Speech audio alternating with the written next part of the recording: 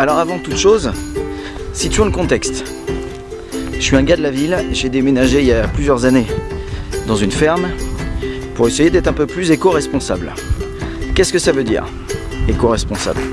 Être plus proche de la nature, avoir un environnement comme celui-ci, voilà, où je peux m'épanouir, plus proche des animaux, refaire un potager, finalement revenir à des fondamentaux, hein, tout simplement.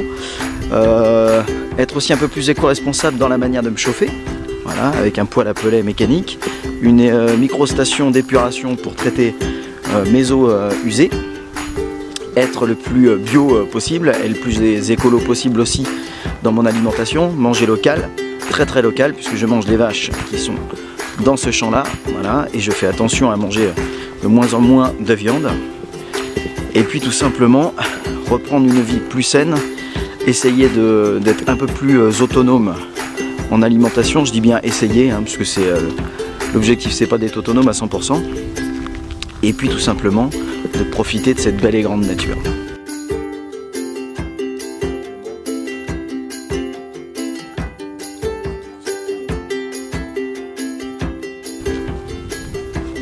Allons nous mettre au chaud et discutons ensemble.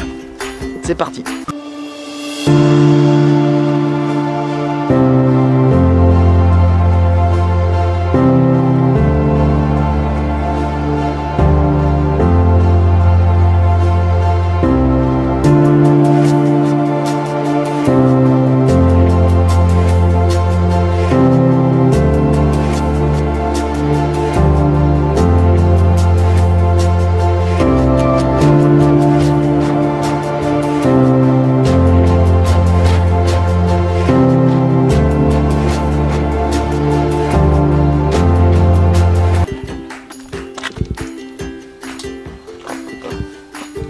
Alors c'est parti, petite vidéo spéciale confinement, youpi.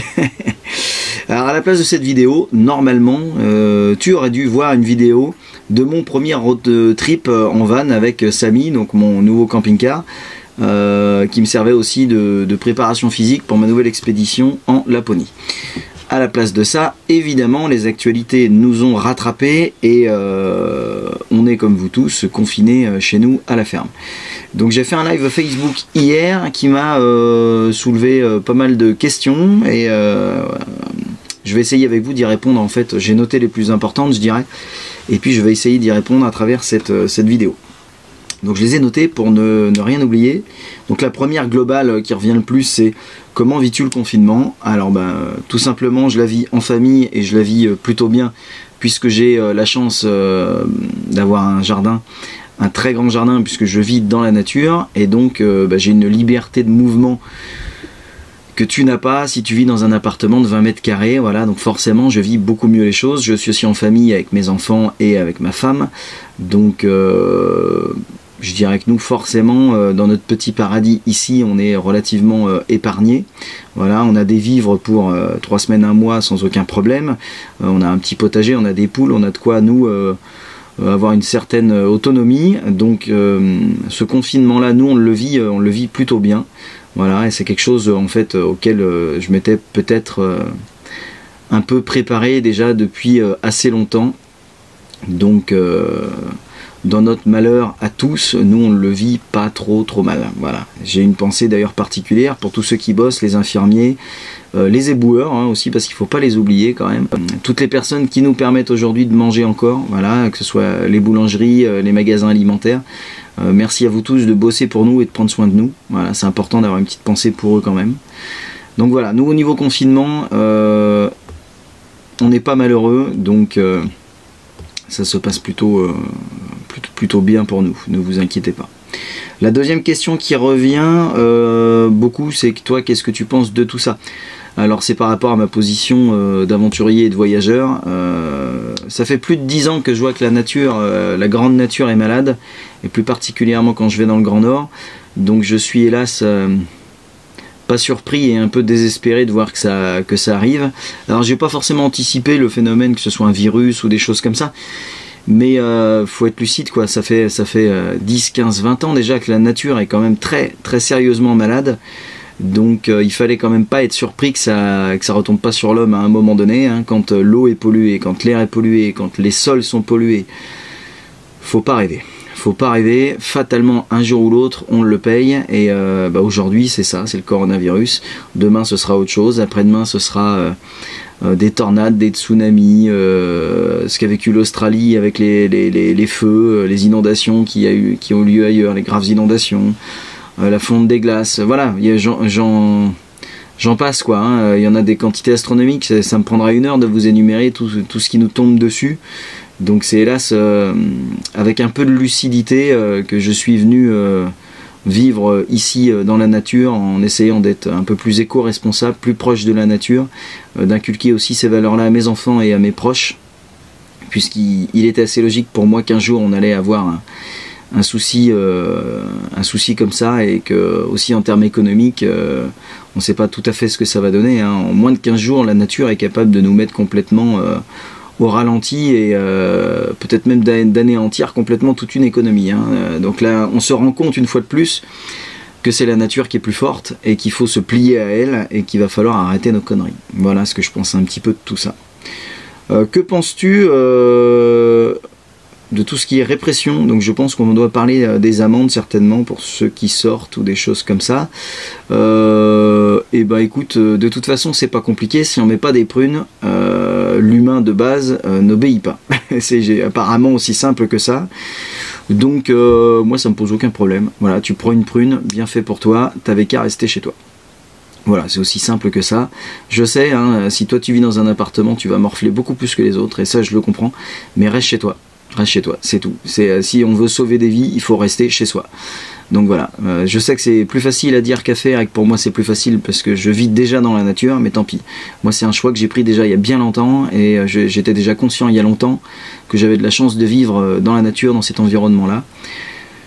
Donc voilà, si moi demain je sors, je prends ma voiture et que j'ai pas que je me prends une prune, ce sera bien fait pour ma gueule. C'est tout, c'est aussi simple que ça. Et si t'en prends une tous les jours, bah tant pis pour toi. Et il faut que tu comprennes qu'il faut que tu restes chez toi parce que tu mets en danger les autres.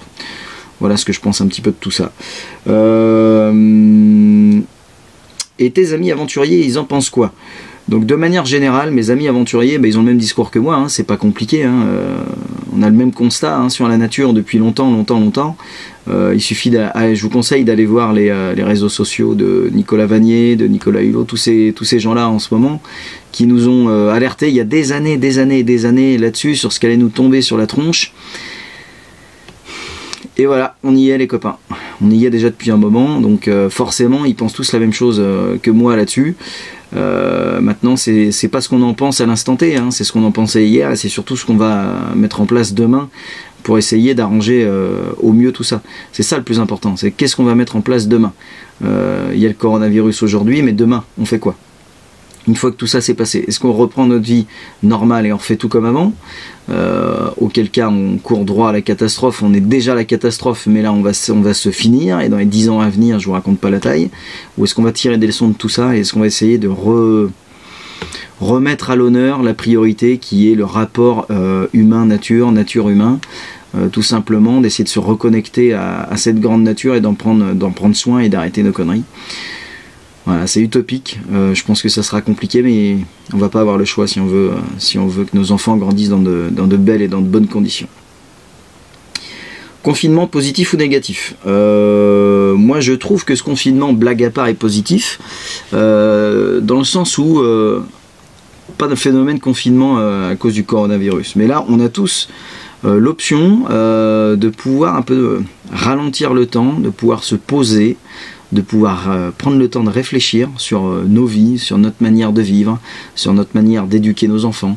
On a le temps là, on est posé, on est chez nous, sauf évidemment tous ceux qui sont en télétravail et tout ça, mais malgré tout, ça marche au ralenti en ce moment, ça marche au ralenti. On a le temps de réfléchir, on a le temps de se poser. Donc prenez le temps de réfléchir, d'analyser les situations, de voir, de faire un point sur votre vie. Et ça, je trouve que c'est quelque chose qu'on fait quasiment jamais, parce qu'on est toujours métro, boulot, dodo, tout va trop vite. Dans la vie d'aujourd'hui, moi je suis persuadé, tout va toujours trop vite. Et je suis vraiment pas un fan de ça. Moi j'aime ralentir le temps, j'aime prendre le temps, et c'est ce que j'essaye de faire quand je pars à l'aventure.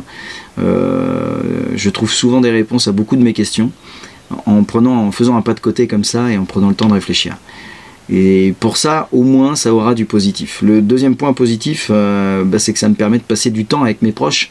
Je suis souvent parti à l'étranger, ou je suis souvent parti m'entraîner pour préparer de nouvelles expéditions. Et là, je suis à la maison, je suis avec mes enfants, j'ai le temps de prendre justement un maximum de temps avec eux, de jouer avec eux, de faire le potager avec eux, de travailler avec eux, de leur faire l'école buissonnière. Voilà, on a le temps de tout ça, on a le temps de profiter de nos proches. On se dit tout le temps qu'on n'a jamais le temps de profiter de nos gamins et de profiter de notre famille. C'est le moment, vous êtes chez vous, profitez de vos enfants maintenant. C'est maintenant qu'il faut profiter d'eux, c'est maintenant qu'il faut jouer avec eux, c'est maintenant qu'il faut leur inculquer des belles et des bonnes valeurs. Demain ce sera trop tard, quand vous aurez repris votre boulot, et ben ce sera trop tard. Et après vous vous direz, ah bah mince, si j'avais su, j'aurais passé un peu plus de temps avec les petits. Et ben là c'est le moment de le faire, donc faites-le.